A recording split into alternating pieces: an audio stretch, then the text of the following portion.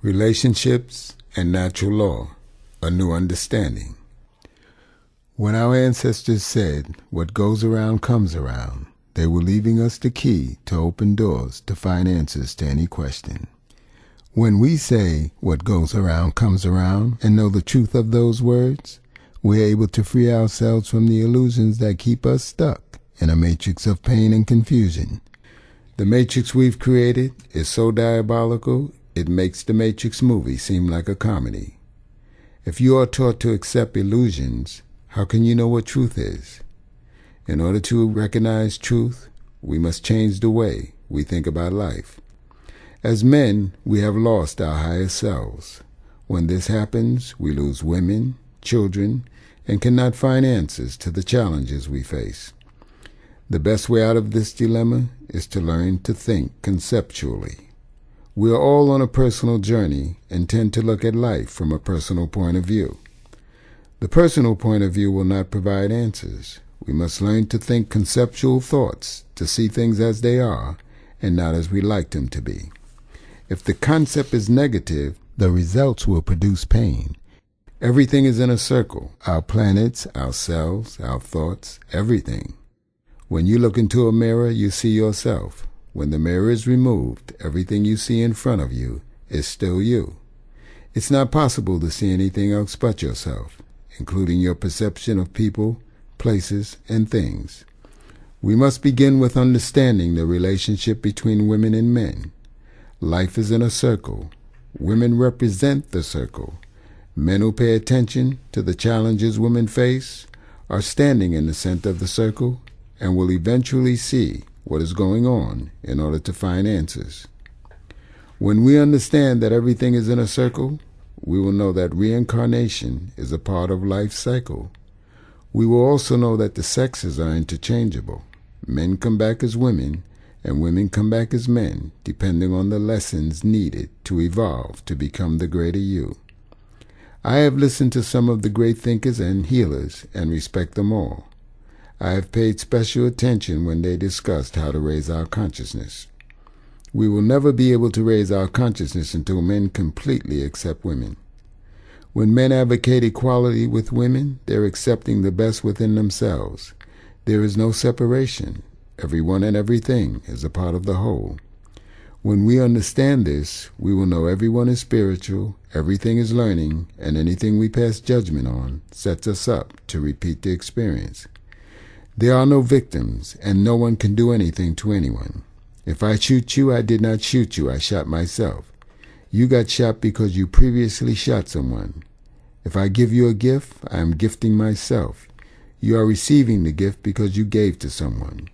We are all each other's facilitators, and what goes around always comes back around. When you know that women react to what men do, you will understand that women make a difference, but men make the difference. If women made the difference, the challenges of life would have been resolved long ago. Men are the cause of whatever it is. If men are the cause, they are also the cure.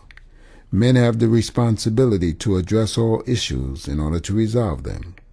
If they are not able to do this, they will come back in their feminine form in order to experience the lesson from their feminine side. This happens so that the masculine energy can feel the experience more deeply and learn to appreciate the oneness in everything.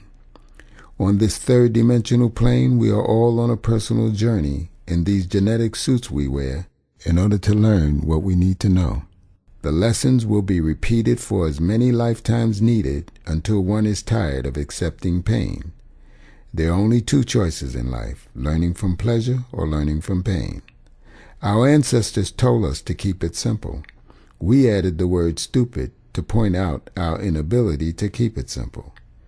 There are two simple steps that give us a chance to have successful relationships. Men must keep their word when they give it, and women must put their feelings aside and focus on treatment. There is no separation. Everyone and everything is a part of the whole. There is no blame, there is no right or wrong, and there is no good or bad. It's all learning. There's a saying in the teaching world, tell them what you're going to tell them again, and then tell them what you told them. The repetition is necessary because we are born into a matrix that we've created. and we've set up institutions to feed the system that keeps us there. We were created in light. In order to appreciate the light, we had to experience darkness. If Eve and Adam had never bitten into the apple, they would have still been dismissed from the garden. I heard a famous athlete say his particular sport is sacred. The only thing sacred is our relationships with each other. And the most important relationship is with our mates. Men are like seeds put into the ground. Whatever kind of seed planted is the kind of plant that will grow. Women represent the ground, and whatever kind of seed accepted becomes the type of journey they will have. There was a comedian named Bill Hicks who died in the 90s. He said, "Matter is merely energy condensed to a slow vibration. We're all one consciousness experiencing itself subjectively. There's no such thing as death. Life is just a dream, and we are the imagination of ourselves." Bill Hicks was ahead of his time in understanding natural law.